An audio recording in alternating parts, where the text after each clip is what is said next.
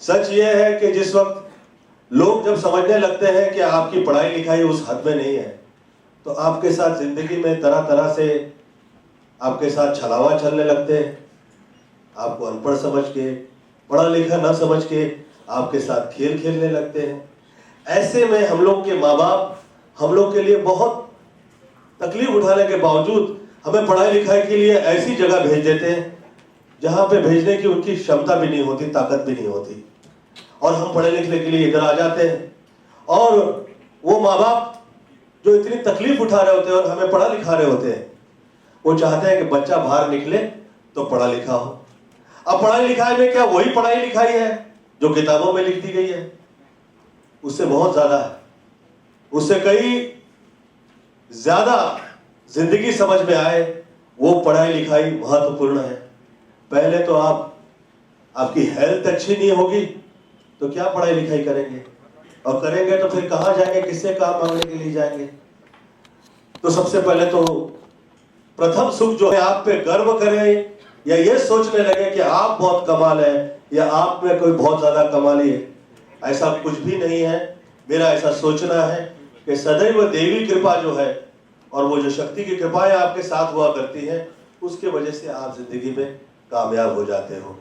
तो कभी भी गलती से ये नहीं सोचिएगा कि आप जो है वो आपकी वजह से ही है, वरना ये समझ लीजिएगा कि पढ़ाई लिखाई पूरी होनी आपकी अभी होनी है, आपकी हुई नहीं है पूरी। तो मुझे जिंदगी के ऐसी बहुत सारी चीजें जिस वक्त समझ में आई, और बहुत सारे अच्छा बुरा सही और जो नहीं भी सही लगा वो सब मैं देखता हुआ जिस वक्त 140 150-60 पिक्चरें मैंने कर ली,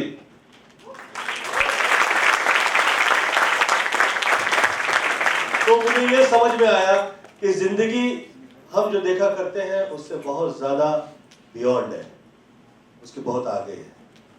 हमें बहुत पढ़ाई लिखाई की और आवश्यकता है, और ये कभी भी पूरी नहीं होती है। पूरी जिंदगी आप पढ़ाई लिखाई करते रहते हैं, और ये जिंदगी जो है अभिनय प्रधान है। हम लोगों को लगता है कोई अच्छी एक्टिंग कर रहा होता है या थोड़ा सा ड्रामा करता है, नाटक करता है, हम कहते हैं क्या एक्टिंग कर रहा है यार, कितना ड्रामा कर रहा है ये आदमी, और ये क्या, ये लेडी क्या कर रही है ड्रामा, ये क्या समझा रही है। परंतु सच ये है, हमें पता चले या ना चले, आप जिंदगी में, आपकी जिंदगी के आप हीरो हैं, और माँ बाप आप लोगों से वही उम्मीद करके आपको यहाँ पे भेजे हुए हैं। और यहाँ पे पढ़ लिख के आप आगे निकलोगे, आपकी पत्नी, आपके बच्चों के लिए आप हीरो हैं, इस समाज के लिए आप हीरो हैं। और ये सब हीरो आप उस वक्त हो सकते हैं जिस वक्त जिंदगी का नजारा आप वही तरह से ले रहे हैं जिसमें ये जिंदगी अभिनय प्रधान समझ में आ रही है, दिखाई दे रही है। तो ये जिंदगी जो अभिनय प्रधान है, इसमें जिस वक्त आप राइट डिसीजन लेते हैं तो आप एज अ हीरो बाहर निकलते हैं। ये खास तौर पे जो फिल्म जिसका टाइटल आ गया हीरो है, तो मुझे मेरे दोस्त ने पूछा, यार गोविंदा तुला काय वाटते, तू 52-53 वर्षी तू आता, तुला काय दाखवायचं दोघांना की म्हणे तू हीरो आहे, म्हणे तुला आता या वेळेला तू हे स्टंट्स करू शकतोस आणि हे डायलॉग्स गाणी हे सगळं तू करू शकतोस, तुला दाखवादाखवी करायची की काय? बोला देखिए भैया, ये दिखावाबाजी से मैं बाहर निकल आया हूँ, उसी वक्त बाहर निकल आया जिस वक्त मैं पॉलिटिक्स से बाहर निकल आया। और ये भी नहीं कहूंगा कि मैं पूर्णतः साधु या धर्मात्मा उस तरफ भी निकल गया। क्यों झूठ कहेगा किसी, भाई एक्टर आदमी हूँ, हीरो आदमी हूँ, जो हूँ वो हूँ।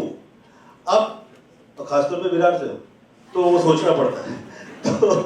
तो मुझे ऐसा लगा कि ये जिंदगी अभिनय प्रधान है, अब इसमें एक्ट हो रहा है, और ये जो समझ में आया है हम इसी पे चित्रपट निकालेंगे, और ये चित्रपट का टाइटल होगा आ गया हीरो। आ गया हीरो यंगस्टर्स के लिए है, जिसमें यंगस्टर्स ये समझ पाए, जिंदगी के अभिप्राय प्रधान के उस जगह का नजारा ले पाए जिससे जिंदगी में आगे कभी तकलीफ नहीं आए। थोड़ा सा सूक्ष्म दृष्टि से आप लोगों का इसको ये पिक्चर देखनी पड़ेगी, क्योंकि आप लोगों के समझ में आए कि ये नजारा क्या कमाल का है। उस वक्त एज अ हीरो आप बाहर निकलेंगे। इससे ज्यादा मैं क्या हो, रामदेव बाबा जैसा स्पीच नहीं दे सकता हूँ। तो कहेगा देखो फिल्मलैंड का आदमी है, कामदेव है और रामदेव दिखा रहा है। मेरा ऐसा सोचना है कि प्रेम से हर चीज समझते हुए जिस वक्त आप राइट डिसीजन लेते हैं, आप एज ए हीरो बाहर निकलते हैं, और वो हीरो आप में है। We all start from zero, take a right decision, be a hero is the thought.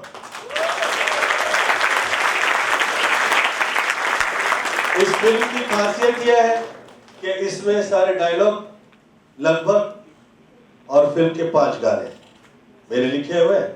और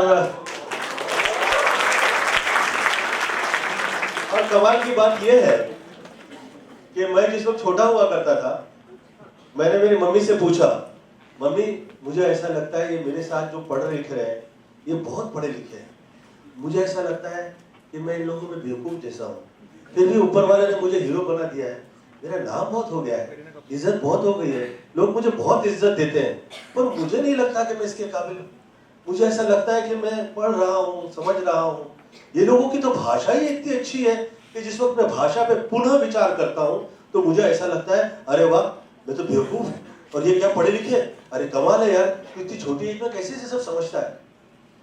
मम्मी ने मुझसे कहा, दुनिया में ये देश काल और परिस्थिति, इन चीजों के जो शब्द हैं, नाम है, ब्रह्म है, इसे जैसे जैसे आप पढ़ते लिखते जाएंगे जिंदगी में बहुत सी चीजें समझ में आएंगी। बहुत सारे लोग आपके दिमाग में, जिंदगी में ऐसे विचार डाल देना चाहेंगे जिससे आप आपके घर परिवार से अलग हो जाए, आप आपके बीवी बच्चों से अलग हो जाए, पर इससे आप बाहर कब निकलेंगे? कब निकलेंगे? जिस वक्त ये अभिनय प्रधान जीवन आप पूर्णतः अच्छे से देख पाएंगे, आपको पता लगेगा आपका नाम क्या है, आपका काम क्या है, और आप क्या काम करें तो आपके लिए वो गलत नहीं होगा। जिंदगी में एज अ हीरो बाहर निकलते हो तो ये बात याद रखिएगा कि सबसे पहले आपकी जिंदगी में माँ बाप की कृपा, आपके गुरुओं का आशीर्वाद और आपकी ये सूझबूझ, जिसमें कि आपकी चाह है कि आप एज अ हीरो बाहर निकले, तो आप हीरो हो जाते हैं। तो मम्मी ने मुझसे कहा, गोविंद जिस वक्त ऐसा टाइम आएगा जिस वक्त तुम्हें बहुत सी ऐसी चीजें समझ में आ जाएंगी जो किसी जगह पे तुमको पढ़ाई लिखाई नहीं गई, जो किसी किताब में नहीं लिखी। मैं कहा ऐसे हो सकता है क्या? किसी किताब में नहीं लिखी गई वो मुझे कैसे पता लगेगा? हो सकता है। अब मैं एमपी हो गया, 14वीं लोकसभा थी, मुझे खास बुजुर्गों ने कहा, गोविंदा तुम इसके एमपी हो जाओ। मैं कहा यार मैं तो पढ़ा लिखा नहीं हूँ, लोग मेरा बहुत मजाक उड़ाएंगे। बहरहाल मैं जो दिल से कह रहा था, तो क्योंकि मैं दिल से कह रहा था तो वो शायद लोग समझ पा रहे थे, मैं जीत गया, मैं निकल पड़ा। अब मैं वहां पे गया तो और मैं डर गया, तो मैंने सोचा यार ये तो बहुत ही पढ़े लिखे लोग हैं। तो ये मैं आप लोगों से इसलिए कह रहा हूं कि आप लोग तो ये पढ़ाई पढ़ रहे हो, यहां से निकलेंगे लोग कहेंगे कमाल आदमी है यार, क्या पढ़ा लिखा है। पढ़ाई लिखाई कभी पूरी नहीं होगी, सारी जिंदगी आप लगे रहिए। मैं सारी जिंदगी बुजुर्गों के साथ उठा बैठा हूं, मुझे तो यही समझ में आया है कि हमारी पढ़ाई लिखाई कभी पूरी होती ही नहीं है। हम लोग लगे रहे सारी जिंदगी, हमें यह सोचना पड़ेगा, बच्चों के लिए भी सोचना पड़ेगा कि हम जिंदगी में वाकई कैसे ये लोगों को पढ़ाई लिखाएं, ये समझ पाए कि ये जीवन अभिनय प्रधान है, इसमें हम एज ए हीरो बाहर तब निकल सकते हैं जिस वक्त ये समझ पाए हम कि हो क्या रहा है जिंदगी में। तो इसके डायलॉग्स और गाने फिल्म के मेरे लिखे हुए, तो जिस वक्त मैं डायलॉग और गाने डिस्कस कर रहा हूँ वो लोगों से, वो लोगों को आदत पड़ी हुई है गोविंदा कॉमेडियन देखने की, वो लोगों को ये समझ में आता है हंसा दिया तो समझ लो गोविंदा है, अब उससे ऊपर कैसे हो सकता है? नहीं नहीं नहीं नहीं, क्या है काय है गोविंदा, तुला काय ये चांगलं दिसत आहे, काय है ये काय? तो बोला भैया आपने ये सोच लिया कि गोविंदा की ये हद है, आपने ये सोच लिया गोविंदा का ये कद है। वैसे तो मेरे घर परिवार के भी बहुत सारे सदस्य इसे कहा करते थे, तू तू हीरो तू यहां से विराट से निकलेगा, हाँ, और वहां जाएगा और वहां पे हीरो हो जाएगा, तुझे ऐसा लगता है? डर जाता था मैं, सोचने लगता था कि यार मैं चाह रहा हूं ये होगा क्या कभी जिंदगी में? चाह जो होती है वो आपकी जिंदगी की पहली राह होती है। आप चाह करते हैं तो वहां से राह जो है आपकी शुरुआत हो जाती है। तो पहले तो जिंदगी में आपके चाह चाहिए। वो आपकी जिंदगी की वो शक्ति है जिस शक्ति की वजह से कल्पनाएं जाग जाती है। और इस चाह की राह में मतलब कि इच्छा की देवी साथ हो जाए तो फिर कल्पनाओं की देवी साथ हो जाती है। और जहां पे कल्पना आ जाती है वहां ऐसे बहुत सारे चित्रपट निकलते रहते हैं। तो मैं आप लोगों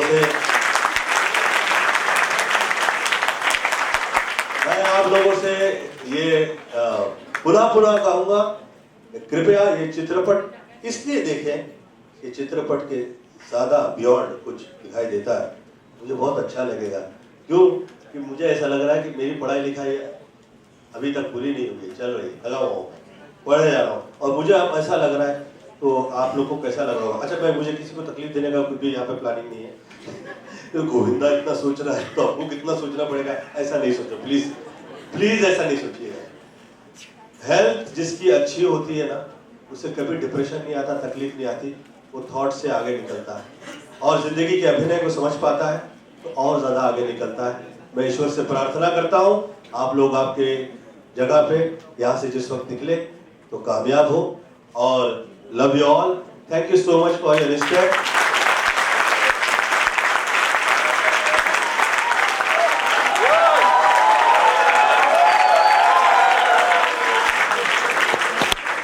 ओम विश्वानिदेव सवित दुरितानि परासवयत् भद्रं तन्नासव त्र्यंबकं यजामहे सुगंधिं पुष्टिवर्धनम् उर्वारुकमेव वज्रात् मृत्युर्मोक्षमाप्ता। Love you all, thank you.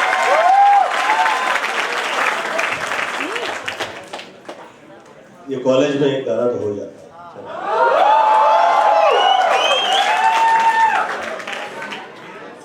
अब जो बहुत ज्यादा पढ़े लिखे हैं और उन्हें ऐसा लगता है कि उनकी पढ़ाई बहुत कमाल की है, ये खास उन लोगों के लिए लिखा हुआ है।